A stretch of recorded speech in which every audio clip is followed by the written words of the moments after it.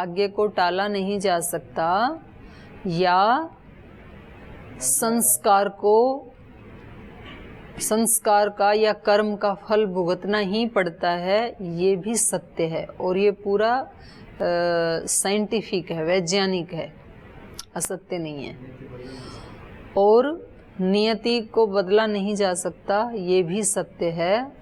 और नियति को 100% बदला जा सकता है, ये भी सत्य है। दोनों ही सत्य हैं। जो व्यक्ति ये कह रहा है कि इस व्यक्ति के भाग्य में ऐसा ऐसा लिखा है, ये होने वाला है इसके जीवन में, तो वो भी ठीक कह रहा है, गलत नहीं कह रहा है वो। क्योंकि क्यों कह रहा है वो ऐसा? क्योंकि संसार में जो ज़्यादातर जो लोग हैं वो विशेष पुरुषार्थ करना ही नहीं चाहते, तो इसलिए जो पीछे का वही मिलेगा उनको मेहनत करनी नहीं है। और उन्होंने ऐसा मान ही रखा है, अपने पहले से ही ऐसे मान रखा है कि भाग्य को कभी बदला नहीं जा सकता। तो जब उन्होंने ही ऐसा मान रखा है तो और कौन आके बदल देगा? नहीं बदला जा सकता, ठीक है, वो मिलेगा।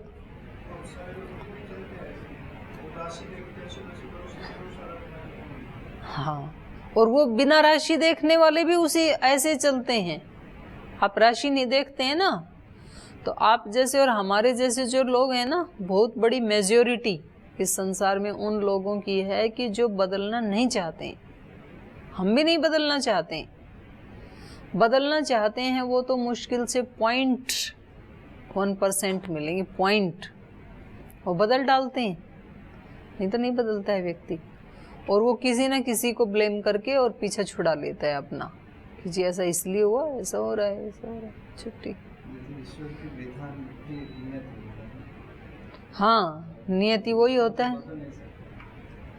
यही तो मैंने बताया कि यदि आप नहीं उसको बदलना चाहते हैं तो कोई भी नहीं बदल सकता है।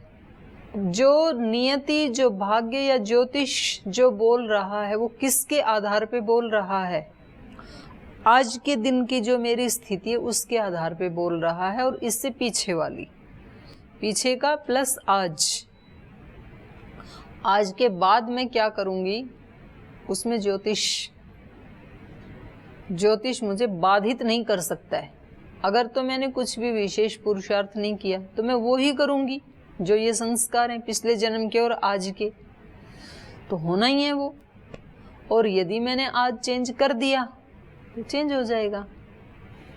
आपने आज कहीं पर अपना ब्लड टेस्ट करवाया फेज 1 में, और आपकी जो ब्लड रिपोर्ट आई उसमें बताया कि देखो आपके जो माता पिता थे, जो हेरिडिटी, जो वंश परंपरा चली आ रही है, उसको देखते हुए और आपके पिछले 30 साल के जीवन को देखते हुए और आज की दिनचर्या को देखते हुए अगले 6 महीने में आपको कैंसर हो सकता है। ठीक है, तो ये ब्लड रिपोर्ट सच्ची है कि झूठी है? सच्ची है। वो ज्योतिष है, वो भाग्य है, वो नियति है। क्योंकि आपके पीछे के वंश परंपरा, लक्षण, ये सब और आज की आपकी दिनचर्या जिस रूप में आप आज जी रहे हैं, इसको देखते हुए अगले 6 महीने में आपको कैंसर होने वाला है। तो ये सच्ची है ये रिपोर्ट। अब इस रिपोर्ट को लेकर के मैंने उसको बिल्कुल सत्य माना कि भाई साइंस को कैसे झुठलाया जा सकता है। टेस्ट रिपोर्ट सामने है, उसको कैसे झुठलाया जा सकता है। तो बस आज से ये व्यक्ति तो जितना आज तक व्यायाम प्राणायाम करता था वो भी छोड़ दिया। पहले तो करता ही नहीं था, आज भी मेरे को तो कैंसर होने वाला है, मेरे को तो कैंसर होने वाला है। तो ये जो 6 महीने में कैंसर होने वाला था, ये कितने महीने में हो जाएगा? 2 में ही हो जाएगा। ये 3 की भी ज़रूरत नहीं है। और फिर सब बोलेंगे जी बहुत अच्छे डॉक्टर से, माने हुए डॉक्टर से टेस्ट करवाया था हमने और उसकी रिपोर्ट बिल्कुल ठीक निकली। उसने तो 6 बोला था, ये तो 2 में ही हो गया। तो ज्योतिषी कैसा माना हुआ, सिद्ध ज्योतिषी।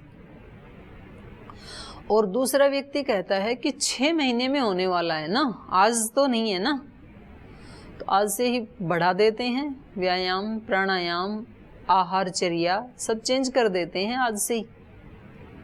और उस व्यक्ति को 6 वर्ष हो गए, उसको कैंसर आया ही नहीं। ऐसे सुने? और आ भी गया था तो उसको भी हटा दिया। डॉक्टर ने कहा कि अब तो गिने चुने श्वास बची हैं, 3 महीने का जीवन है। आ भी गया था, उसने कहा 3 का तो है ना, और 3 के उसको 3 साल हो गए, अभी कुछ भी नहीं हुआ उसको। तो उसने क्या किया, आज तक का जो रिपोर्ट थी उससे आगे का अपना लाइफस्टाइल, अपना सोचने का तरीका, अपना आचरण व्यवहार सब चेंज कर दिया उसने।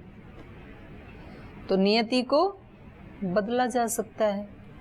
सावित्री को किसी ने बताया तेरा पति तो 1 वर्ष के बाद मर जाएगा, ऐसी ही नियति है। सत्यवान की 1 साल के बाद मृत्यु हो जाएगी। उसने कहा 1 साल तो है ना, उन्होंने कहा 1 ही साल है और उसको बदला नहीं जा सकता। ये नियति है, ये भाग्य है उसका और तुम्हारा भी। उसने कहा यदि ये भाग्य मेरा है तो ये भाग्य मैंने ही बनाया, किसी और ने तो बनाया नहीं। तो जब मैंने अपना ये भाग्य बनाया है तो मैं अपने भाग्य को चेंज भी तो कर सकती हूँ, बदल सकती हूँ। मैंने ही बनाया ना भाई। आज तक की मेरी आदतें, आज तक का मेरा स्वभाव, चाहे वो मेरा आलस्य का है, चाहे प्रमाद का है, चाहे झूठ बोलने का है, चोरी करने का है, कैसा भी है, हम कहते हैं जी सहन नहीं होता है, हम नहीं चाहते फिर भी हो जाता है। तो ये किसने बनाया है? ये मेरा ऐसा स्वभाव मैंने ही बनाया है। तो इसको चेंज कौन कर सकता है? मैं ही कर सकती हूँ। बना कैसे था? थोड़ा थोड़ा करके बना था, एक दिन में तो बना नहीं। रोजाना ऐसे करते गए करते गए करते गए, आज वो स्वभाव बन गया। आज मतलब वो बिना प्रयास के हो रही हैं चीजें, कैसा भी है, जैसा भी जिसका है। उससे उल्टा करना है तो भी क्या करना पड़ेगा? एक दिन में रातों रात चेंज नहीं होगा। वो प्रयास शुरू कर दिए, शुरू करने के बाद बीच में कभी कभी बाधाएं आई, वो टूटा भी, फिर शुरू कर दिया। बच्चा चलना कैसे सीखता है? चलता है, फिर गिर जाता है, फिर खड़ा होता है, फिर गिर जाता है, फिर चलना सीखता है, फिर गिर जाता है। लेकिन बार बार जब चलने की प्रैक्टिस करता है तो एक दिन गिरना बंद हो जाता है, फिर वो चल ही पड़ता है, चलना आ जाता है। चलना आ गया तो अब गिरना अस्वाभाविक हो। अब स्वाभाविक नहीं है गिरना, शुरू में स्वाभाविक था क्योंकि चलना ठीक से नहीं आता था। अब तो चलना सहज हो गया, सरल हो गया, स्वभाव हो गया उसका चलना, आराम से चलता है। अब तो इसको कोई ध्यान भी नहीं रखना पड़ता, ऐसे ही चलता जाता है, 50 काम और करता रहता है चलते चलते। कभी मोबाइल पे बात करता रहता है, कभी हाथ में कोई वजन उठा के चल देता है, कैसे भी चलता है। और शुरू में चलने लगा था तब बच्चे को बोलो कि 5 किलो वजन उठा के चलो, फिर 5 किलो वजन किया, अपना वजन उठा के चलना ही 2 कदम उठाना मुश्किल। एक पैर रखा, दूसरा रखा, दूसरा रखते ही गिर गया क्योंकि चलना आता ही नहीं है अभी।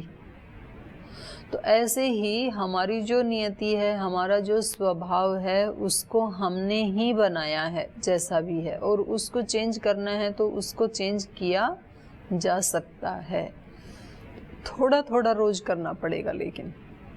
और तीव्र संवेगा नाम आसन है, थोड़ी तेज स्पीड से चलेंगे तो और थोड़ा जल्दी हो जाएगा, बहुत ज़्यादा अंतर तो नहीं पड़ेगा।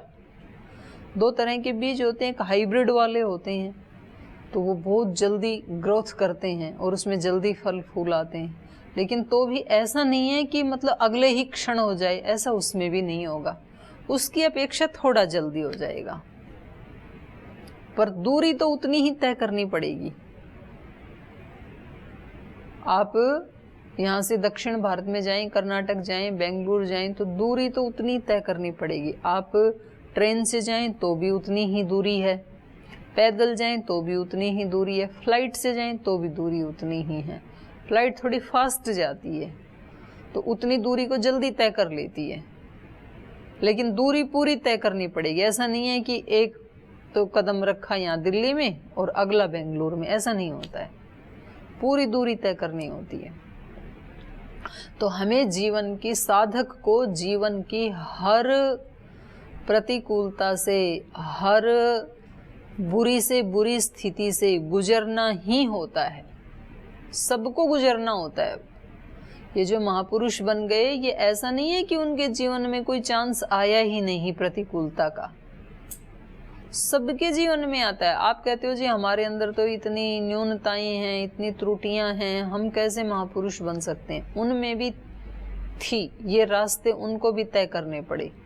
आत्मा के स्तर पर जो एक ऋषि की आत्मा है वही एक सामान्य मनुष्य की भी आत्मा है, उसमें कोई अंतर नहीं है। लेकिन वो दूरी उनको भी तय, उन्होंने जल्दी जल्दी कर ली, लेकिन हम लटक लटक के करते हैं।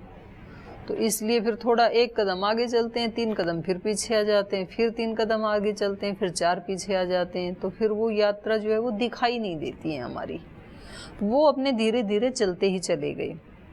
तो इन्होंने कहा कि ऐसे दिखाई देता है कि नियति को कोई बदल नहीं सकता है। तो जैसी जिसकी नियति है भाई, जो भाग्य में है वो ही मिलेगा। तो इस संसार में सब कुछ भाग्य से उपलब्ध होता है, ऐसा दिखाई देता है। तो काल स्वभावो नियति, नियति से सब कुछ हो रहा है संसार में, नियति को कोई बदल नहीं सकता है। तो इसका कारण संसार का क्या हो सकता है? नियति, भाग्य, भाग्य से मिल रहा है सब कुछ। कोई अमीर है, कोई गरीब है, किसी को अब अपने सूर्यदेव जी को इतनी हाइट दे दी भगवान ने, कुछ इतने छोटे छोटे हैं बेचारे, बढ़ ही नहीं रहे हैं, देवार्चना जी जैसे कितना भी। तो ये सब क्या है? नियति है ये भाई, उसको कौन चेंज कर सकता है? तो सब उससे मिल, कोई अमीर पैदा हो रहा है, कोई गरीब पैदा हो रहा है, कोई विकलांग पैदा हो रहा है, कोई सर्वांग से संपन्न पैदा हो रहा है। जैसा जैसा भी हो रहा है सृष्टि में, वो सारा किसके कारण हो रहा है? नियति के कारण हो रहा है। अच्छा क्या है, बुरा क्या, ये नहीं कहा जा रहा। वैविध्य जो है, विविधता जो दिखाई दे रही है, वो किसके कारण दिखाई दे रही है? नियति के कारण दिखाई दे रही है, इतना ही कहा जाए। सांख्य में हाँ, कर्म से ही भाग्य बनता है, ठीक है, वही है। आगे है यदृच्छा, यदृच्छा ही इसमें कारण है। यदृच्छा मतलब भगवान की इच्छा, ईश्वर की इच्छा। ये विविधता जो है ये भगवान के घर से है, उसको कोई चेंज नहीं कर सकता। वो किसको कितना देता है, किसी को वो रोडपति बनाता है, किसी को करोड़पति बनाता है, किसी को कैसा बनाता है। एक ही घर में आपको अलग अलग प्रकार के भाई बहन मिलेंगे, उनका स्वभाव अलग मिलेगा, उनकी योग्यताएं अलग मिलेंगी, उनके जीवन में उनके पास धन संपत्ति वो सब अलग अलग मिलेंगी। एक का बहुत सुयश होगा, एक का बहुत अपयश होगा, एक बहुत धनवान होगा उसी घर में, एक मीडियम होगा। तो भगवान किसी को कितना देता है, किसी को कितना देता है, ये विचार कर रहे हैं। ये यदृच्छा से होता है भाई, सब ईश्वर करता है जिसको जितना देना है। उसके आगे ऐसा देखा जाता है कि 2 भाइयों ने बराबर ही पुरुषार्थ किया था, लेकिन एक को भगवान ने इतना फल दे दिया, दूसरे को नहीं दिया। अब खेत में कोई हल चला रहे हैं, बीज बो रहे हैं, तो 2 भाई बराबर बराबर में खेत है, 3-3 बार उन्होंने हल चलाया, दोनों ने 3-3 बार चलाया, बीज भी एक ही जैसा बोया, फसल दोनों की अलग अलग आई। तो फिर क्या कहेंगे? तो मालिक की मर्जी, भगवान की मर्जी है। कम नहीं, ऐसा तो बहुत ज्यादा दिखता है। सभी इन खेतों में यही तो होता है। आप अपने यहाँ देख लो, आपके यहाँ जो गेहूं बुए हुए थे, आप वाले खेत में कैसे थे और अगले वाले में कैसे थे। तो उसमें ठीक है, आप कहोगे जी पुरुषार्थ की कमी थी, ये जैसे इन्होंने कहा उसने नीचे बीज लगा दिया होगा, ऊपर नीचे भी नहीं लगाया, एक ही ट्रैक्टर से बोया, सेम उस पे डीप में बोया, गहराई में बोया, फिर भी अलग अलग आया। सब कुछ बराबर करोगे ना आप, तो भी रिजल्ट एक जैसा आए, जरूरी नहीं है। तो ये कह रहे हैं यदृच्छा, ईश्वर की इच्छा से चल रहा है ये संसार। तो यदृच्छा, यदृच्छा भूतानी, भगवान की इच्छा से ये सारे भूत काम कर रहे हैं। यदृच्छा भूतानी, पंचभूत जो हैं ये किसकी इच्छा से कार्य कर रहे हैं? ईश्वर की इच्छा से। कब बारिश आएगी, कब ओलावृष्टि होगी, अब उसमें आप पुरुषार्थ कर लोगे क्या? फसल में तो पुरुषार्थ कर लोगे, पर ओले गिरेंगे कि नहीं उसके लिए क्या करोगे? पुरुषार्थ कराया जो है ना, एक आधे किलोमीटर पे तो ओलावृष्टि हो गई और 1 किलोमीटर के बाद बूंद भी नहीं आई, उसकी फसल बिल्कुल ठीक रही। इसको क्या कहोगे? पुरुषार्थ की कमी थी इसकी। उसको तो ये कहोगे भगवान की मर्जी है, वहां ओले डाल दिए या नहीं डाले, ईश्वर की इच्छा। तो ऐसा वैविध्य संसार में देखने को मिलता है ना। अब कहीं पर बाढ़ आ रही है, कहीं पर सूखा पड़ रहा है, तो इसमें किसके पुरुषार्थ की कमी?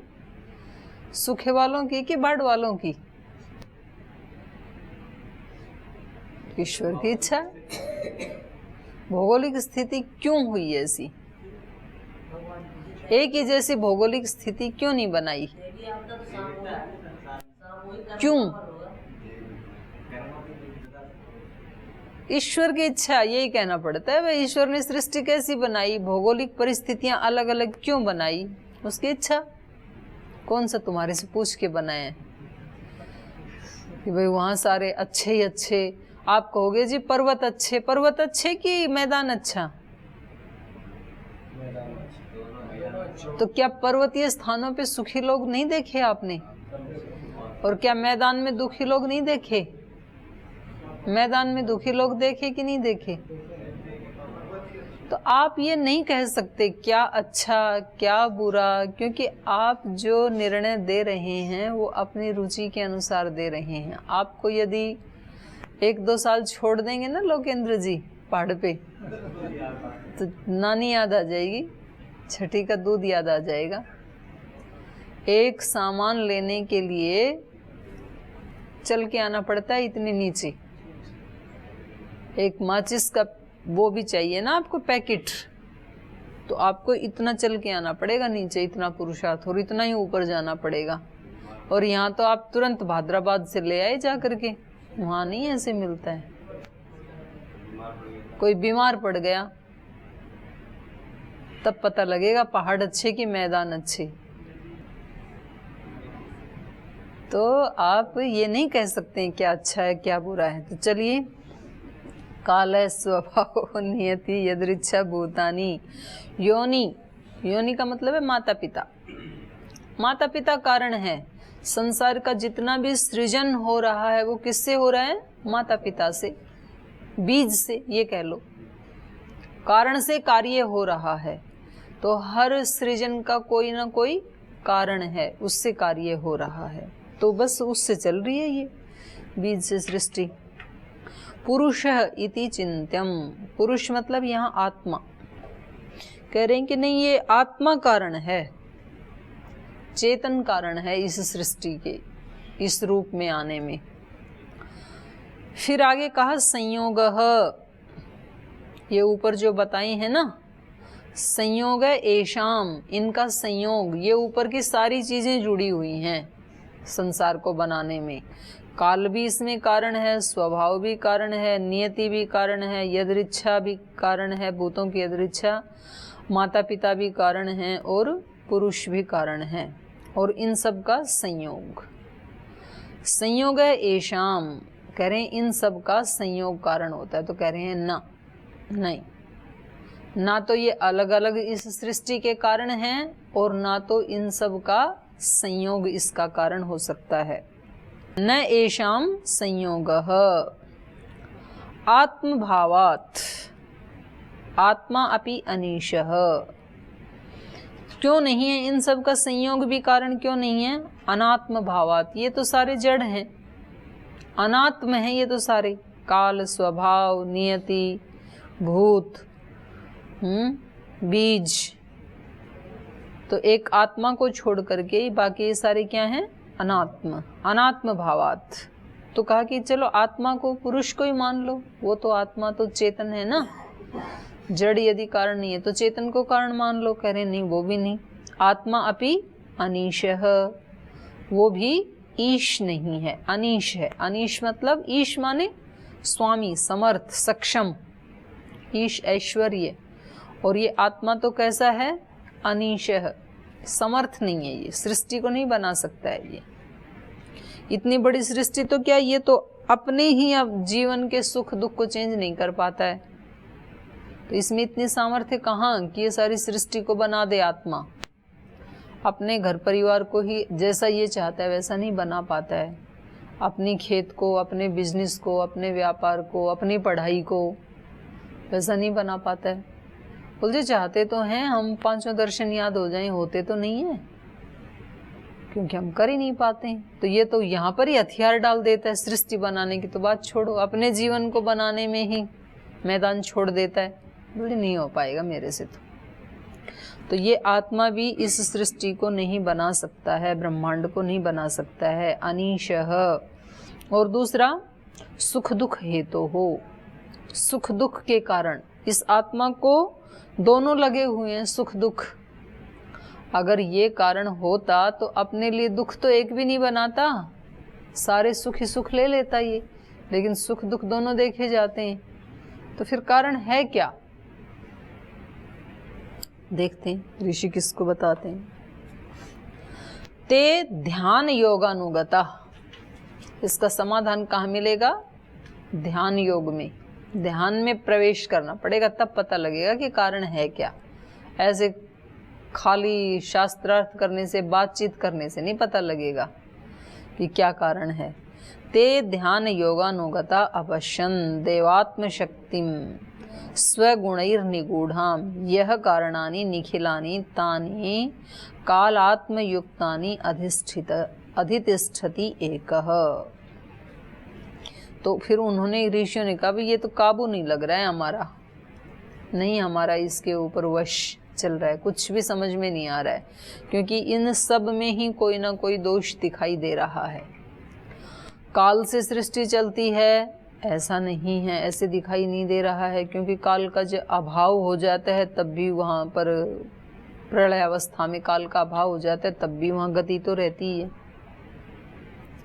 तो काल से सारी चीज़ें हो रही हैं ऐसा नहीं है, स्वभाव से हो रही हैं ये भी, इसमें भी दोष है, नियति से हो रही हैं, इन सब में कोई ना कोई दोष है, ईश्वर से ही हो रही हैं इसमें भी दोष है। तो कैसे इसको समझें? तो फिर बोले अब तो ध्यान करना पड़ेगा। अगर इसको ठीक ठीक जानना है तो उन ब्रह्मवादियों ने ते ध्यान योग अनुगता, ध्यान योग में वो लीन होकर के अपश्यन, उन्होंने देखा, ध्यान समाधि में चले गए। तो शांत हो जाओ, जो कुछ भी है वो अपने आप फिर उसमें चित्त के दर्पण में प्रतिबिंबित होता है। संसार के कुछ उपलब्धियां होती हैं पुरुषार्थ करने से, पुरुषार्थ का मतलब मेहनत करने से, और कुछ उपलब्धियां होती हैं पुरुषार्थ को छोड़ने से। तो उनमें एक उपलब्धि आत्मा की है। आत्मा की उपलब्धि या ब्रह्म की उपलब्धि पुरुषार्थ से नहीं होती है, पुरुषार्थ छोड़ने से होती है। नींद की उपलब्धि पुरुषार्थ से नहीं होती है, नींद की उपलब्धि पुरुषार्थ को छोड़ने से होती है। शरीर वाला पुरुषार्थ भी छोड़ना होता है, मन वाला भी छोड़ना होता है, हृदय की भावनाओं वाला पुरुषार्थ भी छोड़ना है। वहाँ पर बैठ करके आप भावना करने लगे, बहुत अच्छी अच्छी सात्विक भावना, और बोले सात्विक नींद आई। जब तक उस भावना का इफेक्ट तो होगा, प्रभाव तो होगा नींद में, लेकिन जब तक भावना है तब तक नींद नहीं आएगी। नींद आने के लिए सबको बंद होना पड़ेगा, चुप होना पड़ेगा सबको। तो ब्रह्म का साक्षात्कार करने के लिए सारे प्रयास सबीज समाधि में भी नहीं होगा, निर्बीज समाधि में जाना पड़ेगा, सारे प्रयास बंद करने पड़ेंगे। इसलिए महर्षि रमण कहते थे कि जो कुछ भी आपने जाना है ना, उस सबको भूल जाओ। तो देखो ये कितना एक विचित्र प्रक्रिया है। जब तक आप इस सब को नहीं जानेंगे तब तक आपको ज्ञान नहीं हो सकता बिना नॉलेज की, और जब आपने जान लिया, जब तक उसको पकड़े रहोगे तब तक आपको साक्षात्कार नहीं हो सकता है। इसलिए अज्ञानी भी चूक गए क्योंकि उनके पास ज्ञान नहीं है, और ज्ञानी भी चूक गए क्योंकि उन्होंने ज्ञान को छोड़ा नहीं, पकड़ के रखा, उन्होंने अहंकार को पाल लिया। तो दोनों ही उससे रहित हो गए, वो दोनों ही उसको नहीं देख पाए। तो ये कैसा है? ये है कि उस सब को छोड़ देने से। पानी जब तक हिलता रहेगा प्रतिबिंब उसमें स्पष्ट नहीं आएगा, प्रतिबिंब भी हिलता हुआ ही आएगा। उसको शांत छोड़ेंगे तो प्रतिबिंब उसमें ठीक ठीक आएगा। तो ऋषियों ने क्या किया? ध्यान योग में चले गए वो, और तब उन्होंने देखा, ते ध्यान योगानुगता अपश्यन देवात्म शक्तिम, उन्होंने देवात्म शक्ति को देखा। देवात्म शक्ति माने आत्मा की ही शक्ति है, लेकिन कैसी? दिव्य शक्ति है, माने चेतन शक्ति। उसी को क्या कहा? परमात्म शक्ति कहा। देवात्म शक्ति, केवल आत्म शक्ति नहीं, उसके साथ दिव्यता और जुड़ गई, तो वो देवात्म शक्ति अर्थात परमात्मा की शक्ति को। देवात्म शक्तिम अपश्यन, उन्होंने ध्यान योग में उस परमात्मा की शक्ति को देखा, जो स्वगुणैर निगूढ़ाम, अपने ही गुणों से, वो उसके अपने ही गुणों से जो निगूढ़ाम, जो छिपी हुई थी। गुण का मतलब है यहाँ पर त्रिगुण। त्रिगुण के कारण जो अपनी ही आत्मशक्ति और आत्मा के साथ ही जो परमात्म शक्ति जो छिपी हुई थी, उसको उन्होंने देखा। यह कारणानि निखिलानि तानि काल आत्मयुक्तानि अधितिष्ठति एकः, और वो जो दैवी शक्ति है वो निखिलानि कारणानि तानि, उन सारे कारणों को जो ऊपर गिनाए ना, ये सारे जो कारण गिनाए, इन सारे कारणों को आत्मयुक्तानि अधितिष्ठति, अपनी आत्मा से युक्त उसको अधितिष्ठति एकः, अकेला ही अपनी आत्मा से अधिष्ठित करके उसको रखता है, अपने कंट्रोल में रखता है उन सब को। ऊपर जो ये 8 कारण गिनाए, काल स्वभाव आदि, इन सब का भी जो अधिष्ठाता है, इन सब का भी जो कंट्रोलर है, उस परमात्मा शक्ति को उन्होंने ध्यान में देखा कि ये तो सारे उस एक दिव्य शक्ति से ही चल रहा है, ये सारा संसार, सृष्टि। तो इसको हम कल की कक्षा में भी जारी रखेंगे। आज समय हो गया, यहीं पाठ को विराम देते हैं।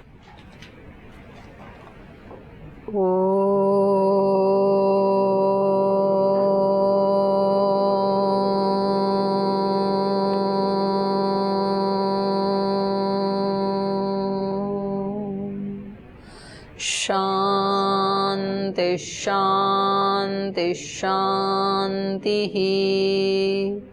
श्री गुरुभ्यो नमः।